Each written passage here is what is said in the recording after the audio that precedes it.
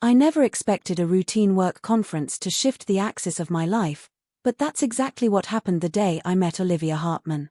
She walked into the conference hall with an effortless confidence, her expression calm yet unreadable, as if she carried a private world behind her eyes. I noticed her immediately, not because she was striking, although she was, but because she seemed to move through the noise with a quiet detachment that mirrored something I had long felt within myself. I, Ethan Clarke, had arrived that morning with the usual weight of predictable responsibilities pressing down on me. My marriage, once warm and full of promise, had hardened into habit. Conversations at home had shrunk into logistical checklists, bills, groceries, schedules. We functioned, but we no longer connected. I told myself it was normal. Marriage ebbs and flows. People get busy. Feelings settle. But lately, I had begun to wonder if settled was just a kinder word for numb. Olivia took the seat beside me as the first session began. Her perfume, fresh, subtle, brushed the air between us. When she turned slightly and offered a polite smile, there was something disarmingly sincere about it. Not flirtation, not forced courtesy, just a gentle acknowledgement that felt unexpectedly personal. "Long day ahead," she murmured, her voice soft but firm enough to cut through the chatter surrounding us. "That's one way to put it," I replied, grateful for even a brief moment of genuine interaction. From the start, our conversations felt uncannily natural. She listened with the kind of attention most people only pretend to give. When she asked about my work or my life, her questions weren't filler, they were invitations. And I found myself answering honestly, perhaps more honestly than I should have. There was no judgment in her eyes, only an empathetic calm that made it difficult to guard myself the way I usually did. What unsettled me most was the familiarity between us, a sense of recognition without history. It wasn't love. It wasn't even attraction, not at first. It was understanding. And understanding, I realized, could be far more dangerous. During a short break, as the room buzzed with idle conversation and forced laughter, Olivia leaned closer, lowering her voice just enough that only I could hear. "You look like someone who carries more than he admits," she said.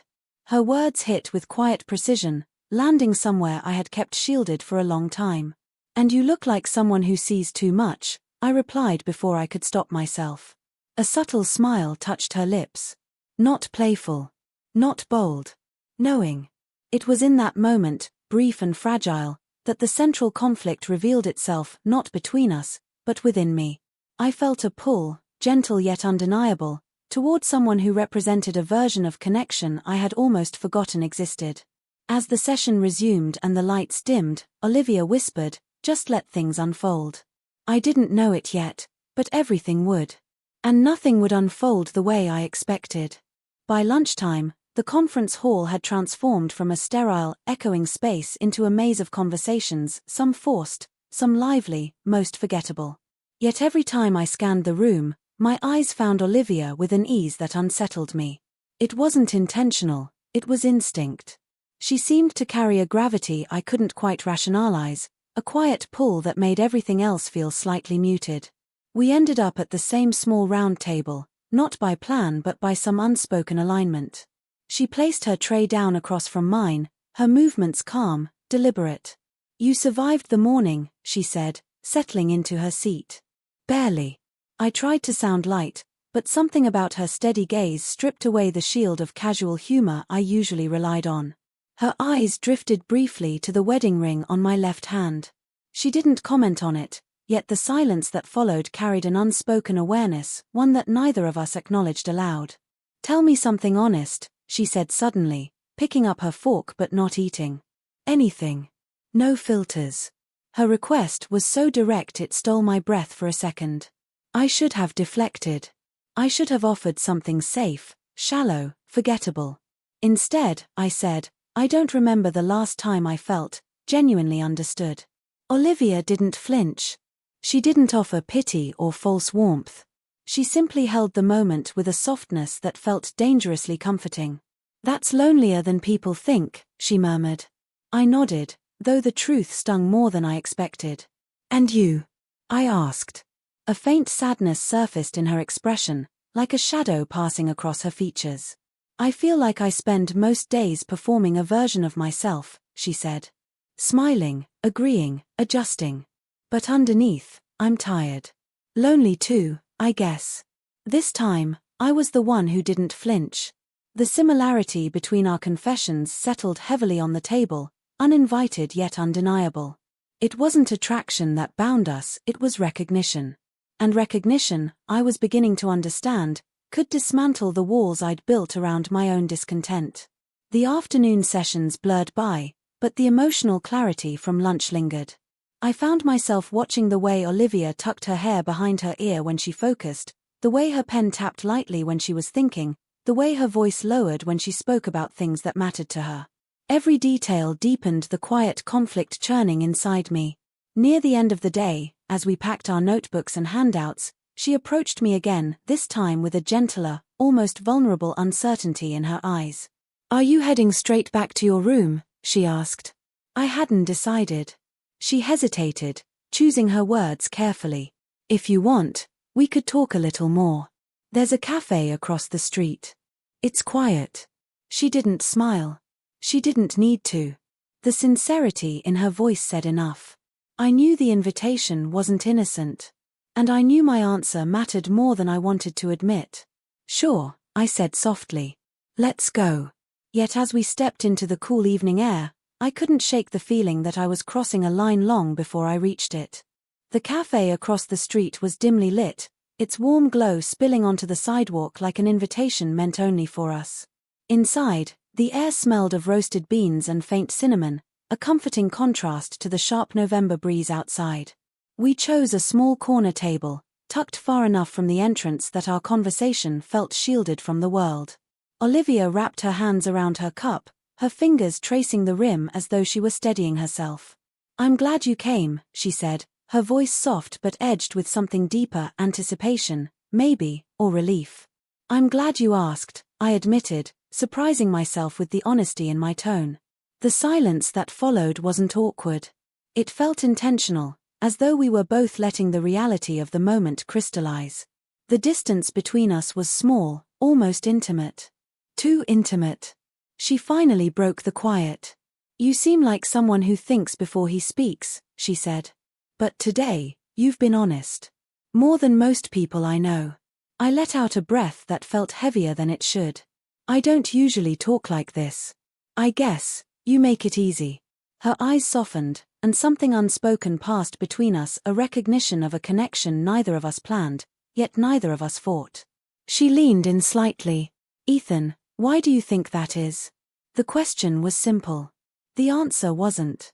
"Because I feel seen," I said slowly. "And I haven't felt that in a long time." She didn't look surprised. If anything, she looked quietly grateful. "That's exactly how I feel with you." It was the first time she admitted it out loud. The first time the invisible thread between us tightened into something real. Outside, people walked past the window in hurried strides, wrapped in coats, clutching phones, lost in their own small universes. Inside, the world seemed to shrink to the 4 feet between us. We talked for nearly an hour about work, regret, fear, the numbness that had crept into both our lives.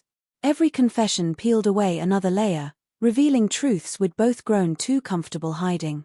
The central conflict was no longer distant or theoretical. It lived in the way she looked at me, in the way my voice softened when I said her name, in the way we kept circling around topics that hinted at the same dangerous longing. At one point, her hand brushed mine as she reached for her cup. The contact was brief, accidental, but it ignited a jolt that traveled straight through me. She pulled back, but the startled warmth in her eyes said she felt it too. "We should be careful," she whispered. "I know." Yet neither of us moved away. When we finally stood to leave, the air between us felt different, denser, charged. The cafe door closed behind us with a soft thud, but it sounded like a beginning rather than an ending. Olivia glanced at me, hesitating for the first time that night. "Can we talk again tomorrow?" Her question wasn't casual. And my answer, spoken quietly under the evening lights, sealed a shift I could no longer ignore. "Yes," I said. "We can." The wind swept across the abandoned valley as dusk folded over the distant hills, casting long shadows that seemed to breathe with silent intent. Armin tightened his grip around the worn leather strap of his satchel, every step guided by a determination he could no longer ignore. For years he had lived in the safety of routine, but today marked the beginning of a path he had never imagined taking. Ahead of him walked Zaria, her posture straight, her eyes sharp with a confidence that irritated and reassured him at the same time. She moved as if the world around her obeyed invisible rules only she understood. Though she had joined him only a day earlier, Armin sensed an unspoken urgency in her presence, an urgency that mirrored the fear he refused to admit. "Keep your pace steady," Zaria said without turning. "Once night falls, this place becomes less forgiving." Armin wanted to ask what she meant, but the tone in her voice warned him not to waste time on questions. They both knew the valley was not empty, it was simply waiting. Their mission, if Armin could even call it that, had begun with a single message delivered to his doorstep. A sigil he recognized from his childhood, one connected to the disappearance of his father. The same sigil Zaria claimed to be hunting for reasons she refused to share. What bound them was not trust but necessity, and neither could afford to walk alone. A distant crack broke the fragile quiet. Armin froze. Zaria raised a hand, signaling for silence. The shadows along the valley wall rippled as something shifted within them, something too large to be harmless and too quiet to be natural. "They found us sooner than I expected," Zaria murmured. Armin's pulse quickened. "Who found us?" She looked at him then, really looked, and Armin saw the first flicker of concern cross her face. "The ones who follow the same sigil," she said. "But they're not searching for answers. They're searching for you." Before he could respond, a figure stepped from the darkness, cloaked in tattered black, its face hidden beneath a metallic mask etched with the same symbol that had upended his life. Armin felt the ground shift beneath him, not from danger but from the sudden clarity of truth. Whatever mystery his father had left behind, it was no longer waiting for him to solve. It was coming for him. Zaria positioned herself between Armin and the masked figure. "Stay behind me," she ordered. "This is where the real conflict begins." Armin swallowed hard, the weight of fate settling on his shoulders. The valley, once silent, now vibrated with the promise of confrontation. And Armin understood there was no turning back. Zaria's stance tightened as the masked figure advanced, each step deliberate, as though it had already calculated every possible outcome of the confrontation. Armin felt the air thicken around them, as if the valley itself was holding its breath. He had imagined danger before, but imagining it was far gentler than standing at the edge of it. "Armin," Zaria said quietly, not looking back at him, "whatever happens, do not run." Her voice carried an authority that left no room for argument. Armin nodded, though his instincts screamed at him to flee. He forced his feet to remain rooted, his hands shaking despite his efforts to steady them. The masked figure halted a few paces away. "You should not have returned," it said, the voice beneath the metal distorted but undeniably human. "I never left," Armin replied before he could stop himself. The figure tilted its head, considering him. "Your father warned you about our order. Yet here you stand, walking the same doomed path." Armin's breath hitched. "You knew my father?" The figure ignored the question, its attention shifting to Zaria. "And you are far from your own dominion. Why protect someone who does not understand what he carries?" Zaria's expression remained unreadable. "Because understanding is not required for survival," she said. "And he must survive." Armin glanced between them, confusion knotting in his chest. "What do I carry? Why are you after me?"